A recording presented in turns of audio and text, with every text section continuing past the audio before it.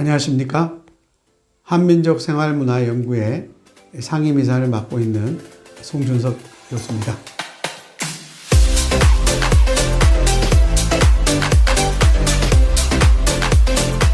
병나지 않고 건강하게 사는 지혜, 조상들의 지혜에 대해서 여러분과 함께 이야기를 나누겠습니다. 오늘은 11번째 강좌입니다. 세시풍속에 대해서 여러분들과 함께 이야기하겠습니다. 우리 조상들은 원래 뭐든지 일을 할 때 비는 습속이 있습니다. 빈다라고 하는 것은 사실은 옛날의 문화라고 하는 게 자연과 같이 사는 문화이기 때문에 자연의 어떤 순리에 따르는 생활을 하기 위한 그런 방식의 조상들에게 또는 자연들에게 잘 되었으면 좋겠다라고 하는 기복적인 성격을 가진 것 같습니다.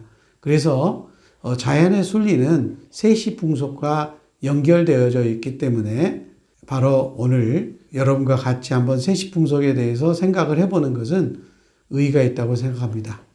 자, 여러분들 제일 먼저 정월하면은 생각나는 게 있을 겁니다. 정월은 바로 뭔가요? 우리가 이야기하는 설날을 이야기합니다. 설날은 잘 아시다시피 설빔을 입고 조상들에게 차례도 지내고 세배도 드리고 친인척들과도 이렇게 만나는 아주 정다운 시간을 가지고 있습니다. 그 다음에 여러분 윷놀이도 이때 하시죠. 그리고 뿐만 아니라 여성은 널뜨기라든지 남성은 연날기 등의 재미있는 놀이를 합니다. 그 다음에 두 번째로는 여러분들 저는 대보름 하면 꼭 그 찰밥이 생각이 납니다. 찰밥이 생각이 나는데 이때 이제 사실 당산제도 지내고 기발기술이라고 하는 것 있죠. 그것도 좀 마시고 그 다음에 여러분 부럼이라고 해가지고 딱딱한 과일 있잖아요.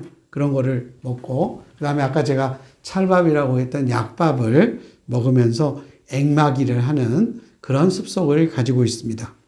그 다음에 이제 여러분들이 2월달이 되게 되면 초하루에 콩을 볶아 먹는 습성이 있고 그 다음에 또 잘 아시겠지만 깨강정 같은 거를 이렇게 만들어서 먹는 습속이 있습니다. 그 다음에 이제 날씨가 이때 좀 건조하잖아요. 그래서 물도 좀 많이 먹고 오줌도 잘 누게 하려고 이런 깨강정을 먹는다 이렇게 하는 습속이 있습니다. 그 다음에 바닷가에 있는 분들은 풍신제를 지내기도 합니다. 그 다음에 이제 영등제라고 하는 게 여러분 아실 겁니다. 영등제는 농신이자 바람신인 그 천계에 살다가 2월 초하들의 날 내려와서 스물날 올라간다라고 해서 영등은 바람을 몰고 오니까 바람의 피해를 막는다. 이런 습속을 가지고 있습니다. 그래서 연등 할머니하고 며느리에게 풍신제를 드린다. 바람을 올린다. 라고 하는 걸 여러분 생각하시면 되십니다. 그 다음에 이제 3월 달에는 여러분 3월 삼진날이라고 여러분 들어보셨죠? 이 세 개의 양이 겹치는 날이라고 이야기합니다. 그래서 여러분들 화전놀이, 꽃으로 이렇게 전을 부쳐 먹는다고 그래서 이제 화전놀이죠. 그래서 진달래 가지고 여러분 전을 부쳐 먹기도 하고요. 그 다음에 국수를 먹고 화를 쏘고 이런 거를 했습니다. 그 다음에 여러분들 이제 빼놓을 수 없는 게 한식입니다. 한식은 여러분들 잘 아시다시피 제사와 성묘죠. 그래서 불을 막기 위해서 찬 음식을 먹고 물을 마신다 해서 차가운 한자에다가 여러분들 먹을 식자를 써서 한식 이렇게 이야기를 하고 있습니다.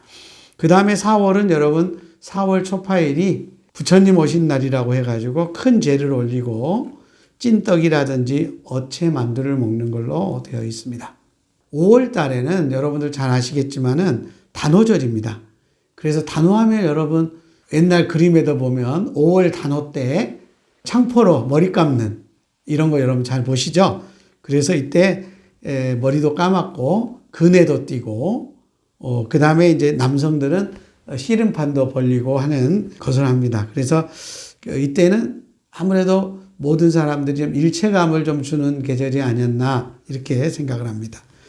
그 다음에 이제 여러분 6월 달은 유두라고 합니다. 6월 보름날을 유두라고 하는데요. 유두날은 여러분 겨울에서 목욕도 하고 아무래도 날씨가 이제 많이 따뜻해지잖아요. 그래서 이제 겨울에서 목욕도 하고 동쪽에 흐르는 물에 머리도 감는다고 그래요. 그래서 좋지 않는 일을 쫓는다라고 하는 이런 거를 가지고 있습니다.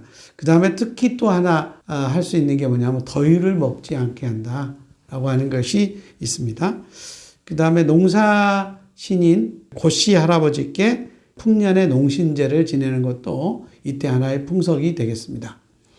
그 다음에 7월 달에는 여러분 7월 칠석이라고 들어보셨죠? 뭐 사랑의 이야기인데 견우와 직녀가 1년에 한 번씩 만나는 날입니다. 여성들이 이제 길쌈을 하면서 더 잘할 수 있도록 직내성에 비는 그런 것도 있고요. 그 다음에 이제 백중이라고 해가지고 7월 보름에 익은 가위를 따서 사당에 바치는 그 천신하는 거를 올렸습니다. 이제 천신은 햇가위를 올린다 이런 뜻이 되겠습니다. 그 다음에 농사를 마치고 발을 깨끗이 씻는 날로 일꾼들에게는 이제 휴가철이 돌아옴을 이야기합니다. 이때 난장도 트고 이제 동네 사람들이 즐거움을 같이 이렇게 노는, 즐기는 장기자랑도 하는 시대가 되겠습니다. 그 다음에 8월이 되면 여러분들 잘 아시다시피 우리나라 최대의 명절인 중추절이 오게 되겠습니다. 중추절은 바로 여러분 뭔지 아시겠죠? 우리가 음력으로 8월 15일이 되겠습니다. 그래서 이때 벌초도 하고 성묘도 하고 그 다음에 차례도 지내고 조상신들께 감사도 지냅니다. 이때 여러분 우리 유명한 강강수월래라든지 씨름도 이때 하게 되겠습니다. 그 다음에 이제 여러분 9월이 됐습니다. 9월이 되면 중양절이라고 해가지고 중구절이라고 합니다. 이렇게 9가 두 번 겹치는 9월 9일을 이야기하는 거죠. 그래서 이때 이제 화채를 만들어 먹습니다. 화채를 만들어 먹고 그 다음에 국화전. 봄에는 뭐였습니까? 3월 달에는 진달래로 화전을 만들어 먹었잖아요. 근데 이때는 이제 9월 달이 되면 국화로 전을 만들어 먹고 산이나 들에서 이제 풍국놀이를 한다. 단풍하고 국화를 보는 놀이를 한다. 이렇게 하면 되겠습니다. 그 다음에 이제 10월 달이 되면 이걸 상달이라고 이야기합니다. 이때 여러분 가장 큰 일이 뭐겠습니까? 개천절입니다.